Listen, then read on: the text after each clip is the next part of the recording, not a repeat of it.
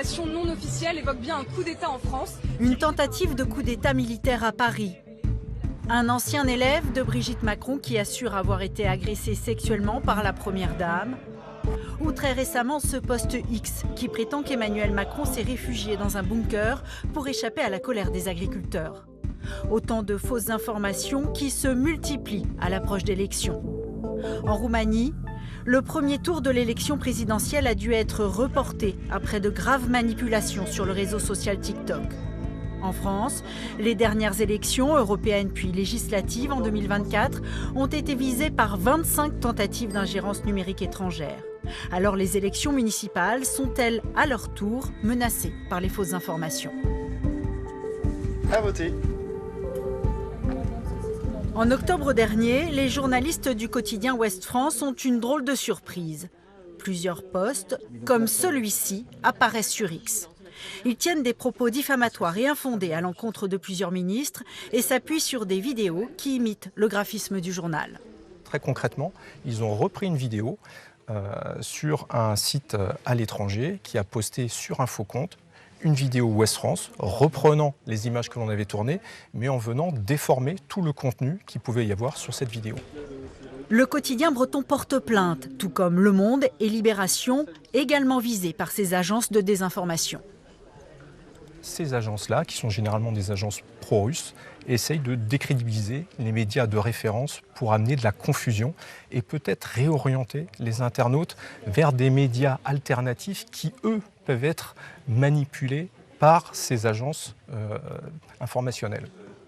Fin 2025, une liste de 141 faux sites de médias francophones est publiée. Des titres qui jouent sur la proximité. Actu Bretagne, Le Journal Normand ou encore Focus Occitanie. D'autres aux intitulés clairement orientés.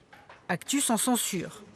Selon l'ONG Reporters sans frontières, ces pseudomédias publient chaque jour plusieurs centaines d'articles. Celui-ci, daté du 31 décembre dernier, part d'une info exacte. Un avion contraint un atterrissage forcé à la suite de turbulences au-dessus de la Bretagne pour le transformer en turbulence mortelle.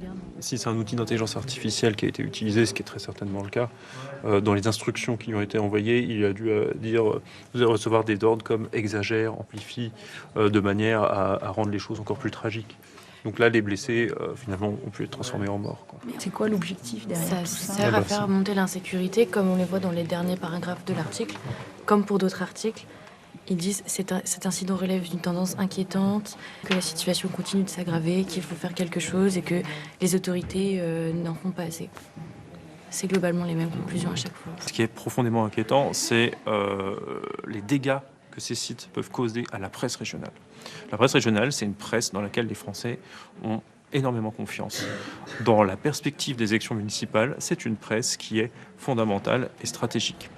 Instiller le doute envers la presse, les élus, y compris ceux de proximité, et finalement diviser l'opinion publique française.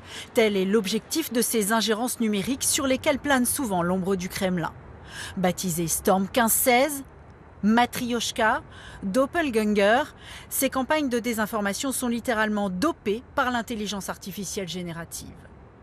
Il y a toujours la capacité de créer des fausses vidéos, des fausses photos, des fausses images ou des faux discours.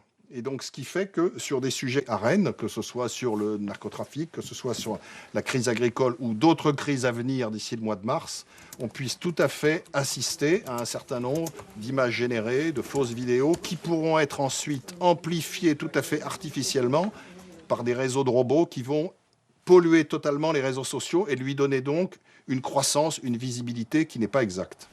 Face à ces menaces, des remparts sont élevés. À Rennes, plusieurs start-up comme celle-ci développent des outils pour aider à débusquer les images détournées. Ce qu'on propose, c'est d'aller vérifier sur nos serveurs si on a l'image d'origine que l'on va mettre en correspondance avec notre signature invisible. Donc chaque pixel va être analysé et on retrouve la véritable signature et surtout l'original, la photo originale. Donc on voit que Nathalie Appéré est plus telle qu'on la connaît déjà. Donc cette modification est totalement fausse. Et surtout, pour remettre le contexte d'origine, on a la véritable légende écrite par le photographe qui donne la date et le contexte de la prise de vue. D'autant qu'il n'y a pas besoin d'être un crack en informatique pour créer des images de toutes pièces. En quelques clics, nous avons généré cette scène de violence devant un bureau de vote à Vannes et un bourrage d'urnes à Brest. À 2 mois du premier tour des municipales, Viginum, la vigie de la France en matière d'ingérence numérique étrangère, vient de publier un guide pour sensibiliser les candidats aux fausses informations. Un risque pris très au sérieux, nous a indiqué la ville de Rennes.